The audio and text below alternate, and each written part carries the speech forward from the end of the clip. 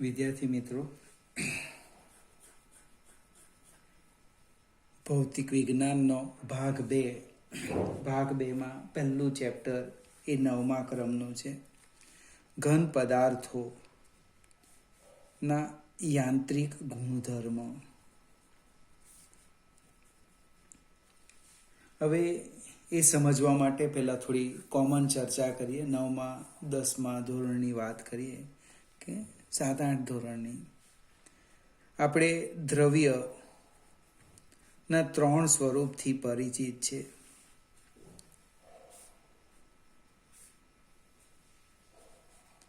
વાયુ, પ્રવાહી અને ઘન. 3 સ્વરૂપની આપણે ચર્ચા કરવાના છે. હવે વાયુમાં જે છે એ અણુ કે પરમાણુ તમે જે લખો એટલે કણ લખીએ. કણો વચ્ચેનું અંતર સૌથી વધારે.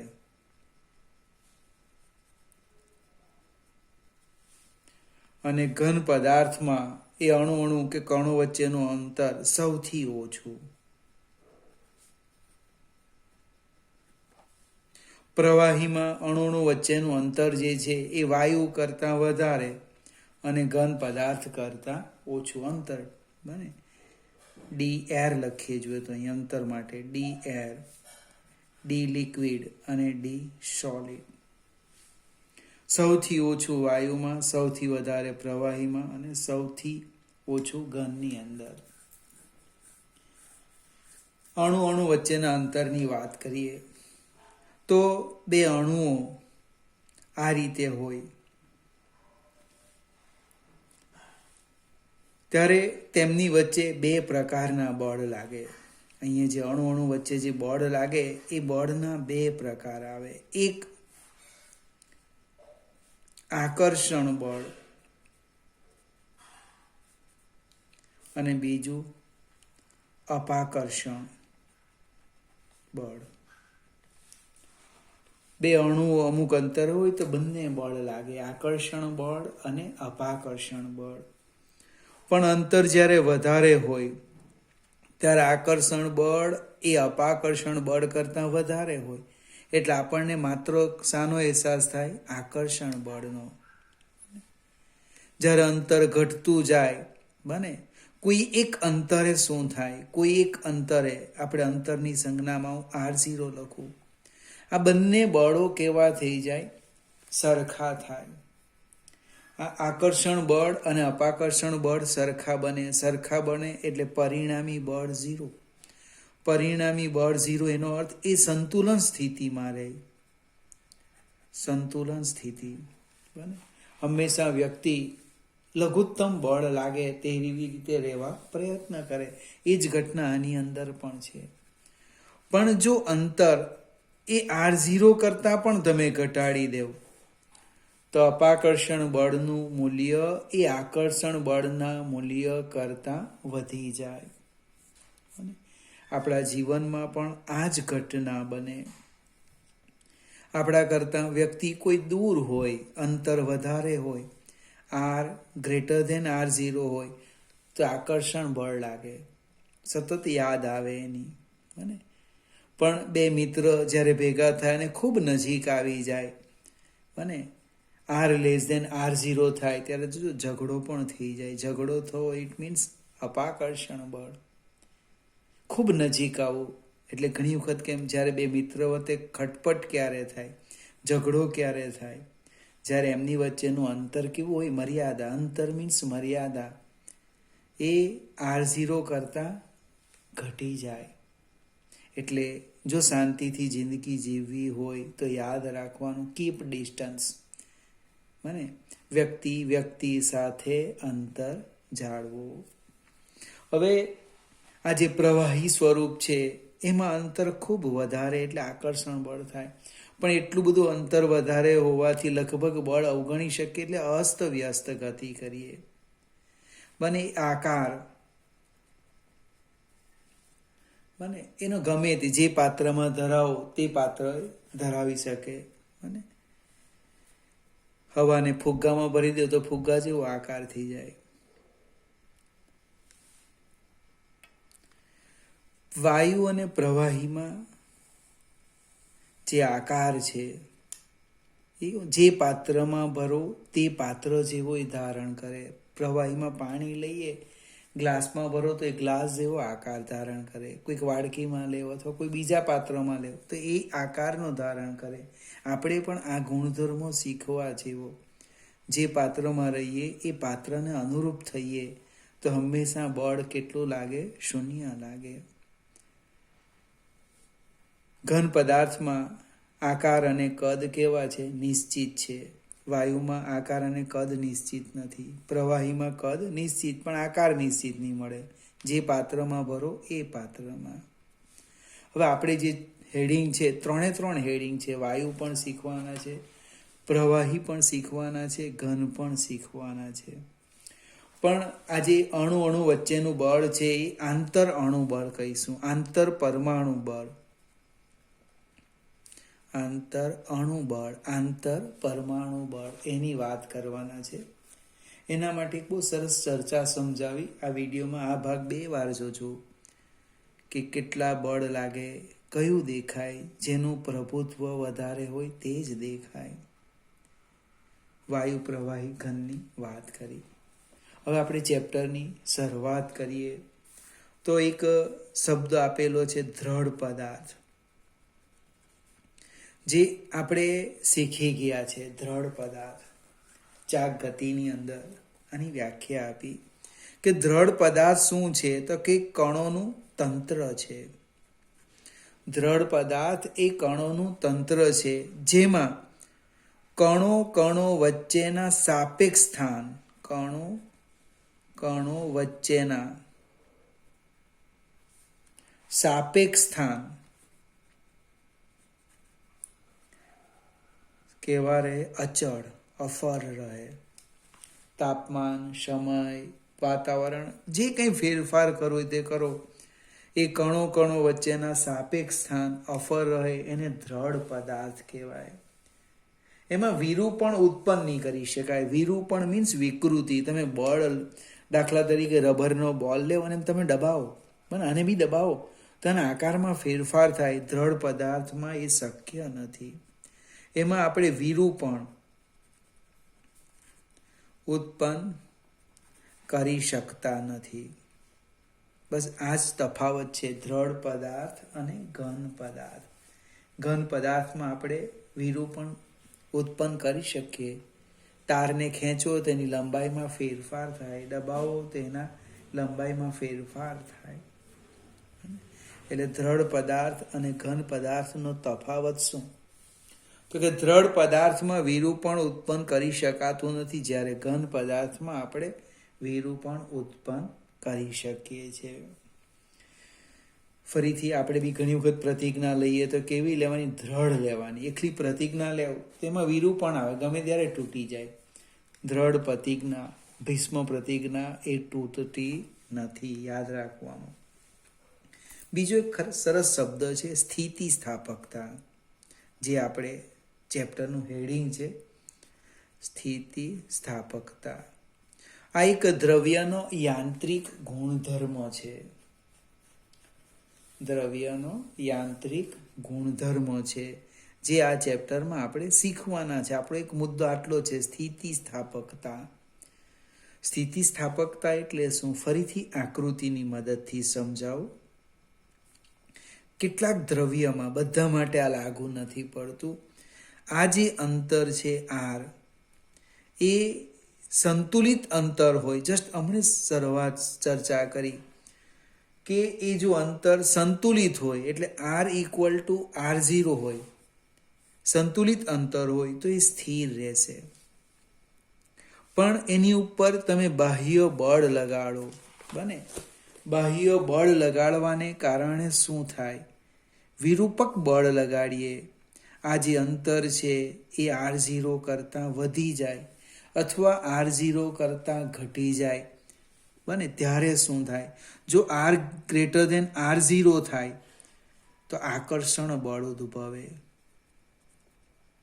આકર્ષણ બળ. અને R લેસ દેન R0 થાય અપાકર્ષણ બળ ઉદ્ભવે.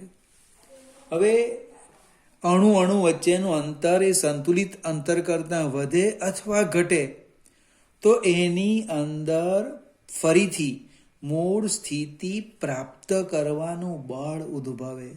જો અંતર વધી જાય તો શું થાય? આકર્ષણ, એટલે તમે પાછા મૂળ સ્થિતિમાં આવી જાઓ એમ કે. જો અંતર ઘટી જાય તો શું ઉદ્ભવે? અપાકર્ષણ, તમે દૂર જાઓ.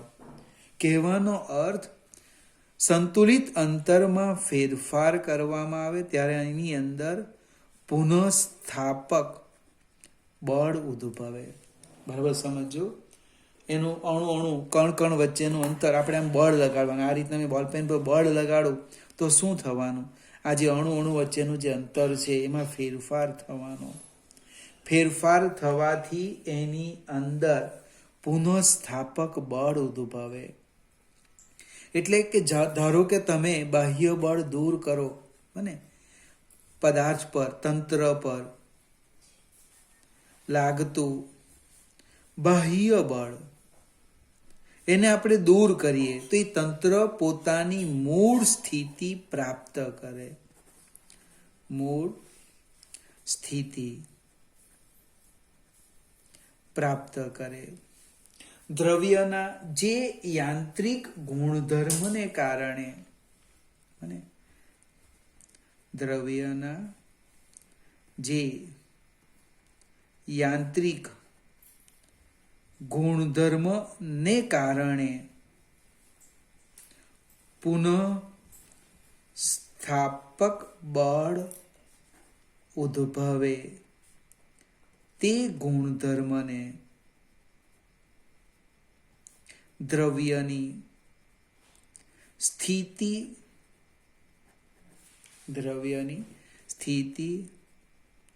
સ્થાપકતા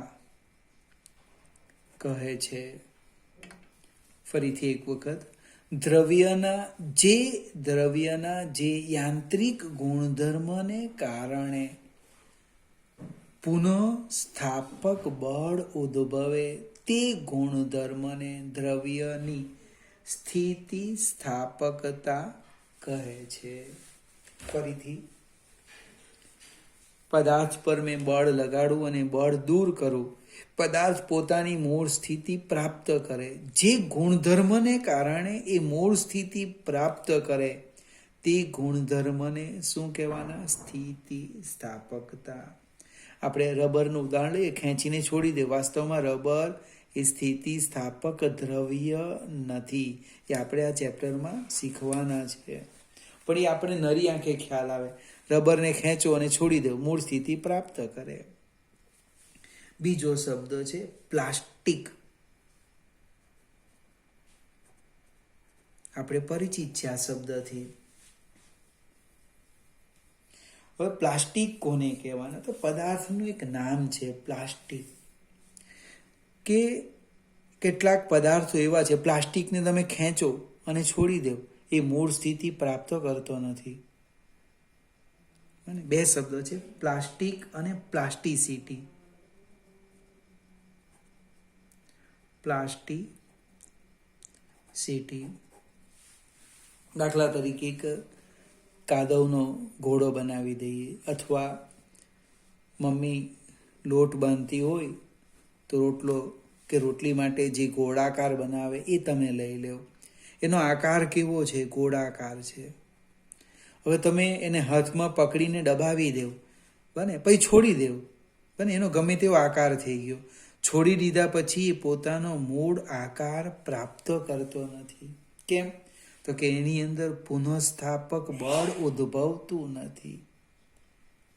આ જે પદાર્થ છે એને પ્લાસ્ટિક કહેવાય. અને આ ગુણધર્મ, દ્રવ્યના આ ગુણધર્મને શું કહેવાના? પ્લાસ્ટિસિટી કહેવાના. ફરીથી,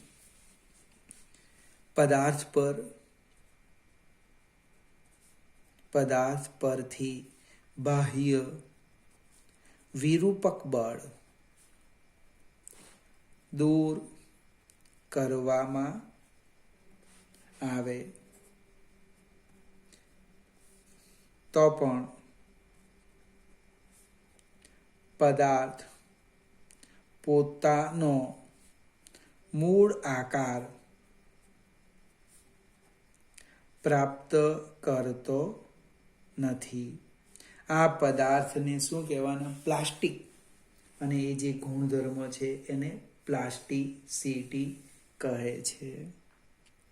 ફરીથી, પ્લાસ્ટિકનું એક બીજું પણ નામ છે સંપૂર્ણ અસ્થિતિસ્થાપક પદાર્થ. જે પદાર્થના 3 પ્રકાર આપણી બુકમાં હતા, હાલમાં નથી, અને 3 પ્રકાર પાડેલા અહીંયા લખું છું. પદાર્થ અથવા દ્રવ્ય. એક પ્રકાર હતો સ્થિતિસ્થાપક. બીજો હતો અંશતઃ, અને ત્રીજો હતો સંપૂર્ણ અસ્થિતિસ્થાપક પદાર્થ. આપણે મોટે ભાગે અંશતઃની જ વાત કરીએ. સ્થિતિસ્થાપક પદાર્થ આદર્શ કહેવાય. અને કોઈક વ્યક્તિ ઉપર આપણે ગુસ્સો કરીએ એટલે વિરૂપણ ઉદ્ભવે. એ ગુસ્સો દૂર કરે એનો અર્થ એવો નથી કે એણે સંપૂર્ણ મૂળ સ્થિતિ પ્રાપ્ત કરી. જો સંપૂર્ણ મૂળ સ્થિતિ પ્રાપ્ત કરે તો એને સ્થિતિસ્થાપક દ્રવ્ય કહેવાય. પણ મનમાં રાખી મૂકે કે એણે મારા પર ગુસ્સો કીધો ને બાહ્ય દેખાવ લાગે કે મૂળ સ્થિતિ પ્રાપ્ત કરી, તેને શું કહેવાય? અંશતઃ. અને કેટલાક બિલકુલ પ્રાપ્ત નહીં કરે. અને દાખલા તરીકે લોટનો લુવો બનાવેલો અને દબાવી દેવો, છોડો, પાછી મૂળ સ્થિતિ પ્રાપ્ત નહીં કરે. સંપૂર્ણ અસ્થિતિસ્થાપક પદાર્થ. હવે ફરીથી મૂળ પોઈન્ટ્સ પર આવી કે આકર્ષણ અને અપાકર્ષણ બળ કેવી રીતે સમજવાના. આ તો મેં તમને કેવી વાત કરી? અણુ વચ્ચેનું અંતર R greater than R0, તો આકર્ષણ લેસ ધેન તો કે અપાકર્ષણ. પણ મને એ સમજ નહીં પડી, એ કેવી રીતે શક્ય છે? તો ચોપડીમાં એક સરસ આકૃતિ આપેલી છે, એ સમજવા પ્રયત્ન કરીએ. સ્પ્રિંગનો ઉપયોગ કીધો. સ્પ્રિંગ લગભગ દરેકે જોઈ છે. આ રીતે બને.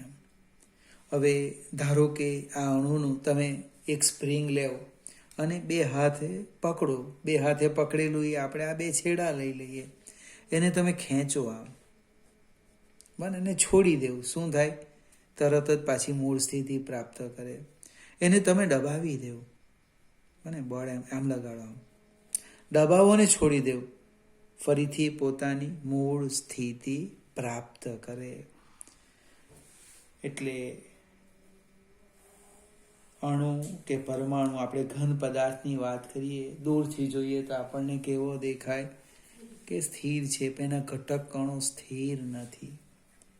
એ જે તાપમાન હશે એ તાપમાનને અનુસાર એની પાસે ઉર્જા હોય, એટલે એ પોતાના મધ્યમાન સ્થાનની આસપાસ સતત દોલન કરતા રહે છે. સ્પ્રિંગ મોડેલ, બને.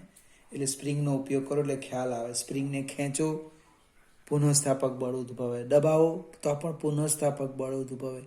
પ્રશ્ન એ ઉદ્ભવે, તમને કોણે કીધું પુનઃસ્થાપક બળ? તો તમારે સમજાવવાનું. હું ખેંચીને છોડી દેમ, એની લંબાઈમાં ફેરફાર થયો, કેમ? તો કે હું બળ લગાડું. છોડ્યા પછી કોણ બળ લગાડે? પણ મૂળ સ્થિતિ કેમ પ્રાપ્ત કરી? ન્યૂટનના ગતિનો પહેલો નિયમ. અને જ્યાં સુધી બળ ન લાગે ત્યાં સુધીની સ્થિતિ બદલાય નહીં. અહીંયા એમાં શું ઉદ્ભવે? પુનઃસ્થાપક બળ. એક જ શબ્દ યાદ રાખો. અણુ, પરમાણુ, આયન, એટલે કે કણ વચ્ચેના અંતરમાં જો તમે ફેરફાર કરો તો સ્થિતિ સ્થાપકતા ગુણધર્મને કારણે તેની અંદર પુનઃસ્થાપક બળ ઉદ્ભવે છે.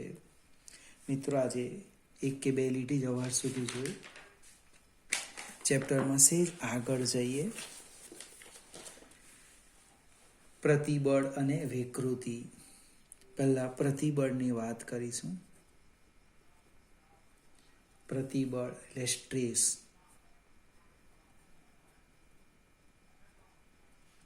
મને બહુ સ્ટ્રેસ પહોંચે, કેટલાક અંગ્રેજીમાં બોલે.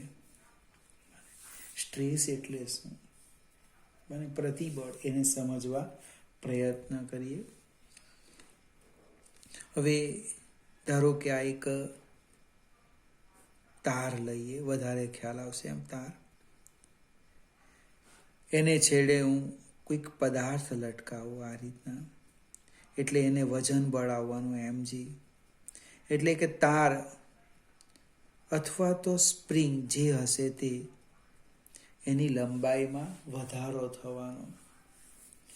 હવે લંબાઈ વધે ત્યારે એની અંદર શું ઉદ્ભવે? પુનઃસ્થાપક બળ ઉદ્ભવે. પાછો એક પ્રશ્ન ઉદ્ભવ્યો, એ માપવાના કેવી રીતે, જોવાના કેવી રીતના? તો મેં સમજાયું સ્પ્રિંગની મદદથી. તો જ્યારે આ સંતુલન સ્થિતિ પ્રાપ્ત કરે બને, ત્યારે બાહ્ય બળ બરાબર પુનઃસ્થાપક બળ બને. સંતુલન સ્થિતિમાં શું થાય? બાહ્ય બળ બરાબર પુનઃસ્થાપક બળ. એટલે બાહ્ય બળથી એની અંદર ઉદ્ભવતું પુનઃસ્થાપક બળ જાણી શકીએ. હવે આજે પુનઃસ્થાપક બળ ઉદ્ભવવાનું એ આડછેદને લંબ રૂપે ઉદ્ભવવાનું બને. આમ અને આ જે બે અણુ છે એ અણુ વચ્ચે અંતર વધી ગયું, એટલે આને આમ ખેંચવાનું, આને આમ ખેંચવાનું. આ જે આડછેદને એને લંબ રૂપે ઉદ્ભવે. તો પ્રતિબળની હું વ્યાખ્યા પહેલા ગણિતમાં લખું છું, પછી શબ્દમાં લખીએ. પ્રતિબળ એની સંજ્ઞા અહીંયા આપી નથી, પણ આપણે સિગ્મા લઈશું. સિગ્મા બરાબર શબ્દમાં લખું પુનઃસ્થાપક બળ છેદમાં ક્ષેત્રફળ. હવે વ્યાખ્યા લખું છું. જો એકમ છેદ 1 કરવાનો, પદાર્થ પર, દ્રવ્ય પર, પદાર્થ પર બાહ્ય બળ લગાડતા, પદાર્થ પર બાહ્ય બળ લગાડતા એકમ ક્ષેત્રફળ દીઠ, એકમ ક્ષેત્રફળ દીઠ ઉદ્ભવતા, એકમ ક્ષેત્રફળ દીઠ ઉદ્ભવતા પુનઃસ્થાપક બળને, ઉદ્ભવતા પુનઃસ્થાપક બળને પ્રતિબળ કહે છે. ફરીથી, પદાર્થ પર વિરૂપક બળ લગાડતા, બાહ્ય બળ લગાડતા એકમ ક્ષેત્રફળ દીઠ પદાર્થમાં ઉદ્ભવતા પુનઃસ્થાપક બળને પ્રતિબળ કહે છે. ફરીથી પહેલા શબ્દમાં લખવાનું, પછી ગણિતમાં જવાનું. આપણે ઊંધું કીધું, ગણિતમાં લખીને શબ્દમાં લખ્યું. આને મેં 1 લઈ લીધું. પુનઃસ્થાપક બળ ક્યારે ઉદ્ભવે? જ્યારે બાહ્ય બળ લગાડે. એટલે પદાર્થ પર જ્યારે બાહ્ય બળ લગાડવામાં આવે ત્યારે એકમ ક્ષેત્રફળ દીઠ છેદ 1 થઈ ગયો ઉદ્ભવતા પુનઃસ્થાપક બળને પ્રતિબળ કહે છે. એનો એકમ લખીએ. એકમ એનો યુનિટ શું થવાનો? તો કે બળનો એકમ છેદમાં ક્ષેત્રફળનો એકમ, ન્યૂટન પર મીટર સ્ક્વેર. વિદ્યાર્થી મિત્રો, જો યાદ આવતું હોય તો ન્યૂટન પર મીટર સ્ક્વેર બીજી પણ એક ભૌતિક રાશિ છે, એનો એકમ છે. યાદ આવે છે કંઈ? બળ ભાગ્યા ક્ષેત્રફળ એવી એક ભૌતિક રાશિ છે. આશા રાખું કદાચ યાદ આવી ગયું હશે. ન્યૂટન પર મીટર સ્ક્વેર પાસ્કલ. દબાણ એટલે શું? બળ ભાગ્યા ક્ષેત્રફળ. પ્રશ્ન એ ઉદ્ભવે આ બેમાં તફાવત શું છે એ પણ આપણે ચર્ચા કરીશું. એનું પારિમાણિક સૂત્ર લખો. પ્રતિબળનું પારિમાણિક સૂત્ર તો કે દબાણનું આવે m1 L-1 T-2. હવે પ્રતિબળમાં એક પહેલો પોઈન્ટ લઈએ. 3 પ્રકારના પ્રતિબળ જોવાના છે. એમાંનો પહેલો લઈએ સંગત પ્રતિબળ. સંગત પ્રતાન પ્રતિબળ. સંગત પ્રતાન પ્રતિબળ કોને કહેવાના? સંગત પ્રતિબળ કોને કહેવાના? તો મારી પાસે આ જે સળીઓ છે એ સળિયાને હું આ રીતના ખેંચું અને બાહ્ય બળ લગાડીએ, એને તાણીએ, ત્યારે એની અંદર જે ઉદ્ભવે એ તણાવ પ્રતિબળ. અને દબાવવામાં આવે બને ત્યારે ઉદ્ભવે દાબીય પ્રતિબળ. આ બંને પ્રતિબળનું કોમન નામ છે સંગત પ્રતિબળ. તમે ખેંચો તો તણાવ પ્રતિબળ અને ડાબો તો દાબીય પ્રતિબળ. પાછી વ્યાખ્યા તો એક જ છે, પુનઃસ્થાપક બળ ભાગ્યા ક્ષેત્રફળ. એટલે તણાવ કે દાબીય ન બોલવું હોય તે શબ્દ સંગત પ્રતિબળ. એક બીજો પણ શબ્દ છે પ્રતિબળ સાથે લખેલો વિકૃતિ. વિકૃતિ સ્ટ્રેન. આપણે ઘણી વખત બોલીએ આનામાં બહુ વિકૃતિ આવી ગયેલી છે. વિદ્યાર્થી મિત્રો, વિકૃતિ આવી શા માટે? વિકૃતિ કેવી રીતે ઉદ્ભવી અને એની વાત કરીએ. વિકૃતિની વ્યાખ્યા પણ આપણે પહેલા ગણિતમાં લખીએ. એની સંજ્ઞા છે એપ્સિલોન. અહીંયા લંબાઈની વાત કરીશ એટલે L લખીશ, કદની વાત કરું તો V લખીશ. આમ લખવાના ડેલ્ટા L/L. પ્રતાન વિકૃતિ. પદાર્થ પર હું બાહ્ય બળ લગાડું, પદાર્થ પર વિરૂપક બળ લગાડતા પદાર્થની લંબાઈમાં થતા આંશિક ફેરફારને